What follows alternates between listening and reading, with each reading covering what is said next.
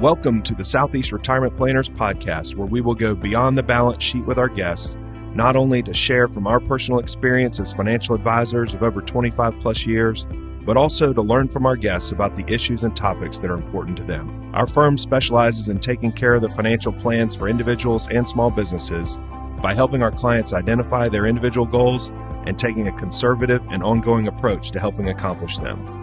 We are located in Hickory, North Carolina, and look forward to continuing to serve our clients and our community. Thank you for joining us. We hope you enjoyed this week's episode.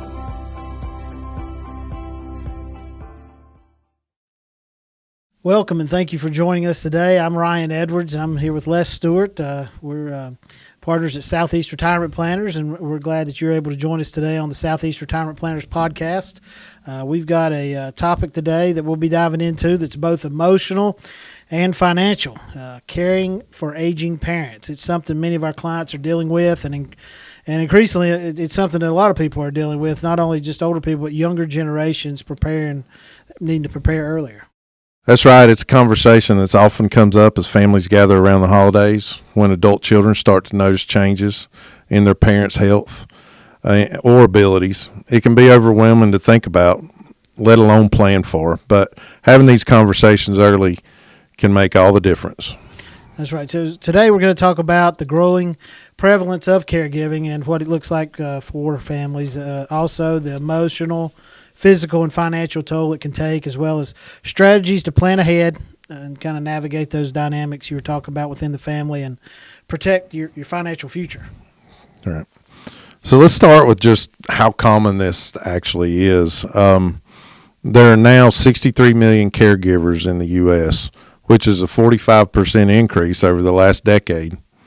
That means almost 1 in 4 Americans is providing care for someone else. And you read about this. Most of them aren't doing this casually. Many of them are they're caring for someone within 20 minutes of them. The closer you are geographically, usually the more hours of care you're likely to provide, obviously, and sometimes that care can mount up to 20, 30, even 40 hours per week. Exactly. And almost 30% of caregivers have been providing care for 5 years or more. This isn't a short-term commitment for most people. It's something that can last a significant portion of your working years or retirement. Right. So obviously, that's with those hours. Many people call it, or sometimes called a silent second job. And clients, what we've seen, many people don't kind of take that into account, how much time will be required in the caregiving. But until they're already in it, do they figure it out, and then they end up trying to juggle their work, they try to juggle kids and their own health. Right. Yeah, so the average caregiver these days is 51 years old, and about 61% of those are women. Many are part of what's called the sandwich generation, meaning that they're caring for the same time they're caring for their children and their parents at the same time. Right. And we're seeing that especially within younger individuals that are caregivers, and nearly half of those under 50 are looking after both an adult child and a child under 18, and that's a tremendous amount of pressure, not just emotional, but physical and financial as well. Mm-hmm. Yeah, so we should also note that caregiving doesn't mean running errands or checking in once in a while. 2/3 of caregivers help with at least one activity of daily living, which is things like bathing, dressing, and feeding. Right, more than half of those are doing medical and nursing tasks, like administering injections, managing medications, and monitoring vital signs even. So often they do that with little or no formal training. Right. So let's shift to the human side of this. Caregiving is rewarding, but it can also be exhausting. 2/3 of caregivers report moderate or high emotional stress, and nearly half experience physical strain. Yeah, and that can take the toll in the form of burnout, insomnia, anxiety, and even worsening health for the caregiver. And there's often guilt that's a part of it as well, either from feeling like you're not doing enough or neglecting your own family or your career while you focus on your parents. So that's why we encourage caregivers to think about support systems and think about them early.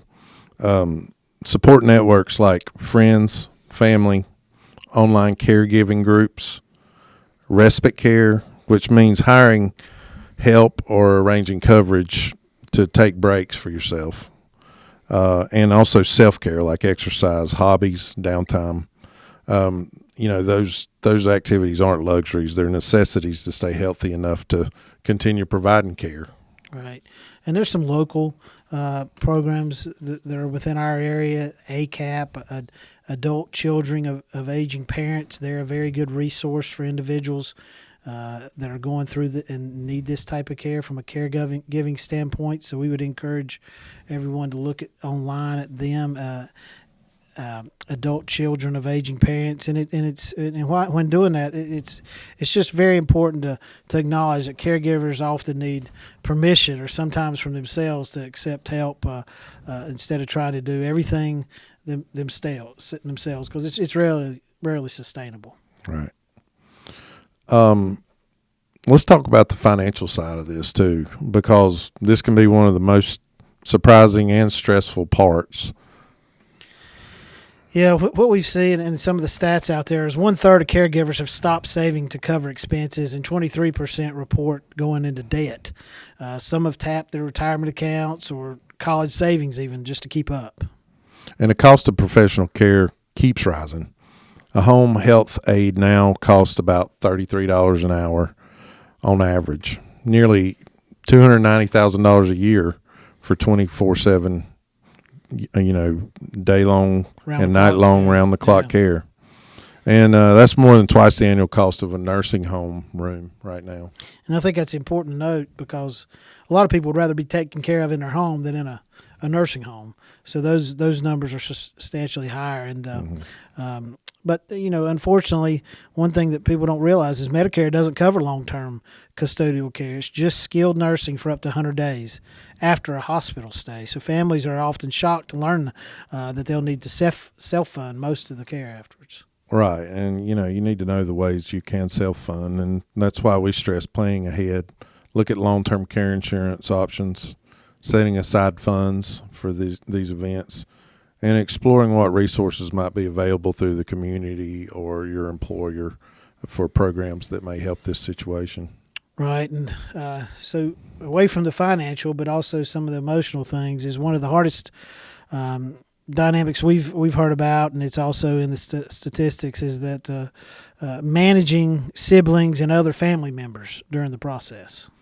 Yeah, it's common for conflicts to arise over care decisions, whether parents should move, where they should move, who's paying for what, who's doing enough, who's doing what, and are they doing enough? Yeah, so we often suggest, and many other people do, it's just all about communication being one of the top things, is creating an open dialogue where everyone gets a chance to voice their concerns, but also setting ground rules in the beginning to keep focus on the parent's best interests. Realizing everyone's being pulled in different directions with their own families possibly. And then once that's stated, then, clearly defining the responsibilities. Even if someone can't provide hands-on care, then maybe they're able to contribute financially and help coordinate appointments possibly. Mm-hmm. And then, seeking mediation if needed. Sometimes having a neutral third party is a big help and can help, the discussions or disagreements become more productive. Right. So what can families do before caregiving becomes urgent? Well, with the communications, starting with conversations, talking with the parents about their wishes is key, including where they want to live and what type of care they'd prefer and how they'd like their finances handled. Yeah, and then the next thing I would say would be to get organized. Update your legal documents like wills, power of attorneys, and advance directives. Make sure accounts are titled correctly, beneficiaries are up to date, and someone knows where everything is located. That's one of our big pushes now that we've been having in our reviews, is making sure that we're updating to see if individuals have those documents updated, and that's key. And then build caregiving into your financial plan, and we can help model out what that would look like, the potential care costs and stress, and test your retirement plan to see how supporting your parents might affect your long-term goals. There are great tools out there that can help you with this, including cost of care calculators, senior living comparisons, we can walk through together with you on that, so you know what to expect. Right. So caregiving is one of the most personal and challenging responsibilities many of us will ever have to face. But with with preparation, like we talked about, you can approach it with clarity rather than in a crisis mode. Mm-hmm. Yeah, if you're already a caregiver or you expect to be one in the future, let's start the conversation now. Together we can explore options, create a plan, give you confidence for both your parents' needs and your own financial future, and make sure that you're supported in both. Right. So caring for aging parents can feel like stepping into uncharted territory emotionally, financially, and even logistically. But the good news is you don't have to navigate it alone. Right. Exactly. We've talked today about the scope of caregiving, the emotional and physical toll it can take, the financial planning considerations that can make a big difference in this situation. But the most important takeaway is that early, open conversations and thoughtful planning can ease the burden for everyone involved. So if you're already providing care, remember that there's support out there. You have to seek out. There's whether that's respite care or caregiver support groups or financial guidance. And if you're not there, but see the responsibility on the horizon, now we would encourage you that now is the time to get prepared. Right. And this is, where we can help. We can help work with families that help map out the potential costs of care and stress test financial plans, review and update the legal and financial documents, and then coordinate with your other professionals like estate attorneys, CPAs, and make sure everything is aligned. So our goal is to help provide and give you clarity and confidence so you can focus on your parents and your family without sacrificing your own financial security. If this conversation resonated with you, we'd love to connect one-on-one. We can walk through your specific situation, run what-if scenarios, and help you put a plan in place that before the crisis happens that can make you feel more confident going into that scenario. Right. We'd like to thank you for spending some time with us today. Caring for parents can be one of the most meaningful and challenging chapters of your life. So with the right planning and support, you can face it with less stress and hopeful more peace of mind. And we can certainly help and assist and provide some guidance in those areas. So we appreciate your time today. Once again, we'd ask you to look out on our website and our YouTube channels for some of our other previous podcasts.